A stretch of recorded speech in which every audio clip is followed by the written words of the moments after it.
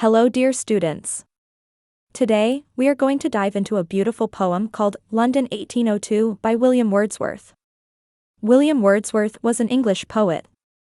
He lived from 1770 to 1850. He wrote poems during a time called the Romantic period. The poets and writers of Romanticism focused on emotions, nature, and the beauty of the world around them. They believed in the importance of feelings. Wordsworth loved nature and thought it could teach people how to be good and happy. He also cared about society and how people lived. This poem, London 1802, was written in 1802. The poem is a sonnet. A sonnet is a type of poem that has 14 lines and follows a special pattern of rhyming scheme. Wordsworth wrote this poem because he was upset about the state of England at that time. He felt that society had lost its goodness, and he wanted someone great to fix it. Now let us talk about the title, London 1802. London is the capital city of England. The year 1802 tells us when Wordsworth wrote the poem. The title is giving us a clue about the place and time he is talking about. Wordsworth is saying that in the year 1802, things in London, and in all of England, were not going well.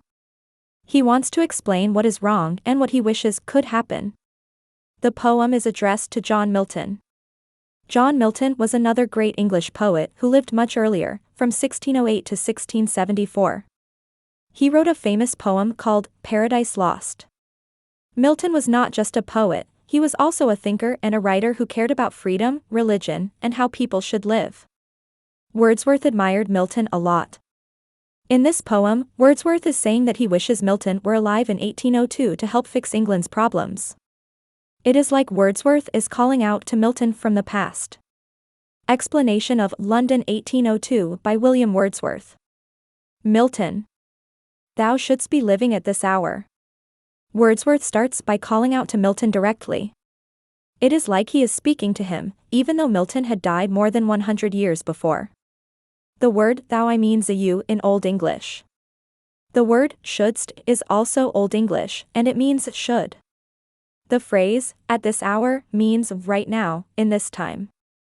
In simple words, Wordsworth is saying that he wishes Milton were alive in the year 1802. Wordsworth thinks Milton could help solve the problems England is facing. This first line is very emotional. Wordsworth is almost shouting Milton's name. It shows how much he respects him and how desperate he feels. England hath need of thee, she is a fin. The word hath is Old English for has, and thee means a you. Wordsworth is saying that England really needs Milton's help. Then he says, she is a fin. Wordsworth is using a metaphor. A metaphor is when you compare two things without using the words like or as. The word fin means a swamp, a place with wet, muddy land where water does not move. It is often a dirty, unhealthy place. When Wordsworth says England is a fin, he means that England has become a bad place. It is not clean or healthy anymore. He is not talking about the land itself but about the people and society. This metaphor creates a picture in our minds of something stuck. It is a very sad image. Of stagnant waters, altar, sword, and pen.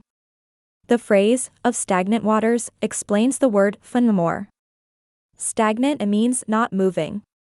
Stagnant waters are waters that do not flow, they just sit there and get dirty. This continues the metaphor. Wordsworth is saying that England is full of things that are not moving or improving. Then he lists three things, altar, sword, and pen. The word altar refers to religion, like a table in a church where people pray. The sword refers to the military and symbolizes soldiers. The pen refers to poets, writers, and thinkers. These three things, religion, fighting, and writing, are important parts of society. Wordsworth is saying that even these important things have become stagnant in England. They are not working properly anymore. Nothing is good or pure like it used to be. Fireside, the heroic wealth of hall and bower. The word of fireside means the home, the place where people sit by the fire to stay warm and talk with family. It represents family life and comfort. Then Wordsworth says, the heroic wealth of hall and bower. The word hall refers to big rooms. It represents community and leadership. The word bower means a small private room. Wordsworth is saying that the bravery and greatness of community life, hall, and personal life, bower, have been lost. These things used to be England's treasures, but not anymore. Have forfeited their ancient English dower. The word of forfeited means lost or given up. The word ancient means very old. The word English tells us this is about England's past. The word dower means a gift or inheritance. Wordsworth is saying that England has lost the valuable gifts it used to have in the past. The poet is talking about the gifts of happiness, goodness, and strength that came from things like religion, bravery, family, and community. This line tells us that England's society used to be great, but it has thrown away its greatness. Of inward happiness. We are selfish men. Of inward happiness means happiness that comes from inside. The poet says, we are selfish men, therefore, no one is happy inside anymore. Wordsworth is saying that the people of England have become selfish. When people are selfish, they do not help each other. They do not care about the community and the country. This is why England has become like a fun. The people's selfishness has made everything bad. Oh. Raise us up, return to us again. This line is a cry for help. Wordsworth is speaking to Milton again. The word oh shows strong emotion. Raise us up means make us better. He wants Milton to come back and help the people of England become good again. Even though Milton is dead, Wordsworth is imagining him coming back to life to save England. This shows how much Wordsworth believes in Milton's power and goodness. And give us manners, virtue, freedom, power. Wordsworth is telling Milton what he wants him to bring to England. He wants him to bring manners, virtue, freedom, and power. Wordsworth is saying that Milton could teach England how to behave well, be good, feel free, and be strong again. This line sums up what Wordsworth thinks England needs to fix its problems. Thy soul was like a star, and dwelt apart. Wordsworth starts describing Milton himself. The word thy means a year in Old English. Wordsworth says Milton's soul was like a star. A star is something bright, high up in the sky, far away from the earth. Stars are beautiful and pure. Wordsworth is saying Milton's soul was pure, bright, and special. Then he says Milton's soul dwelt apart. The word dwelt means lived, and apart means separate, far away. Milton's soul lived far away from ordinary things, like a star in the sky.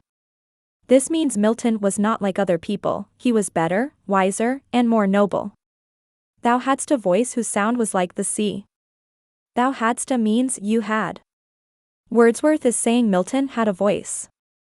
This does not mean his speaking voice but the way he wrote and expressed ideas. Wordsworth compares Milton's voice to the sea. This is another metaphor. The sea is huge, powerful, and deep. It can be calm or stormy, but it always feels strong. Wordsworth is saying that Milton's words and ideas were powerful and deep, just like the sea. When Milton wrote or spoke, people listened because his words had strength. Pure as the naked heavens, majestic, free. This line continues describing Milton's voice. Wordsworth says it was pure as the naked heavens. The naked heavens means the sky when it is clear, with no clouds, just open and beautiful. Milton's voice, his words and ideas, were clean and good, like a clear sky. Majestic means grand. Milton's voice was grand and free as it could go anywhere and inspire everyone. So didst thou travel on life's common way. So didst thou means, this is how you. The poet is again talking about Milton again. The phrase, life's common way, means the ordinary path of life. Wordsworth is saying that even though Milton was so great, he lived a normal life like other people. But the word, so it connects this line to the earlier lines, it means Milton lived this normal life while still being pure, majestic, and free.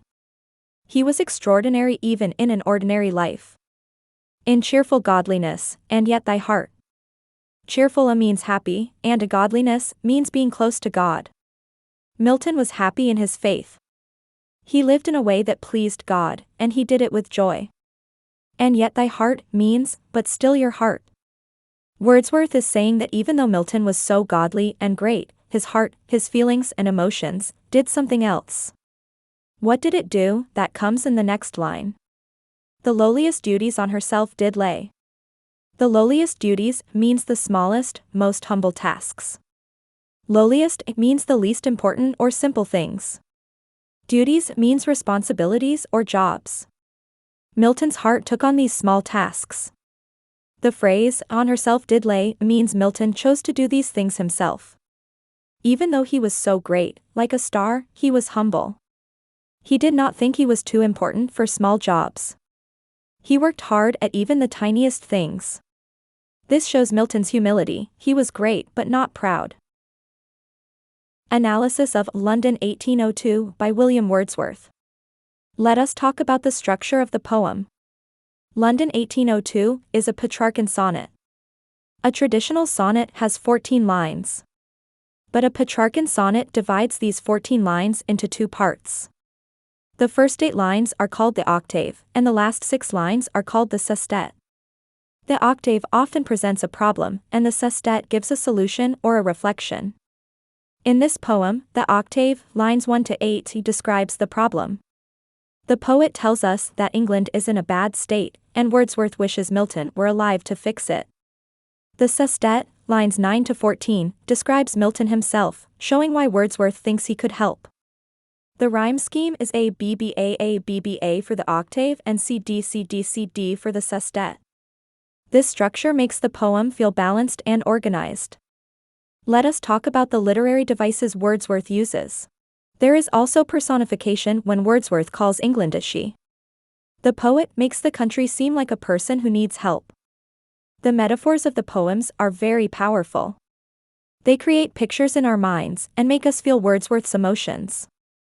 Now let us discuss the main themes of the poem.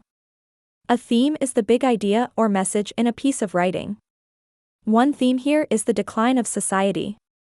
Wordsworth thinks England has lost its goodness, it is selfish and stagnant, like a swamp. Another theme is admiration for the past. Wordsworth looks back to Milton as a great figure who could inspire people. A third theme is the need for moral improvement. Wordsworth wants England to have manners, virtue, freedom, and power again. He thinks Milton could teach these things. Let us also talk about the tone of the poem. The tone is the feeling the poet gives us through his words. In the first part, the tone is sad and desperate. Wordsworth feels upset about England's problems and begs Milton to come back. In the second part, the tone becomes admiring and respectful as he describes Milton's greatness. The poem ends with a feeling of hope. Milton's example could inspire England to be better. In 1802, England was going through tough times. There were wars, like the Napoleonic Wars, and changes in society because of the Industrial Revolution. Many people were poor and unhappy. Wordsworth felt that society had lost its values. He wanted to remind people of what England could be by looking back to someone like Milton, who stood for goodness and strength. Dear students, that concludes the detailed explanation and analysis of London 1802 by William Wordsworth. Thank you for watching.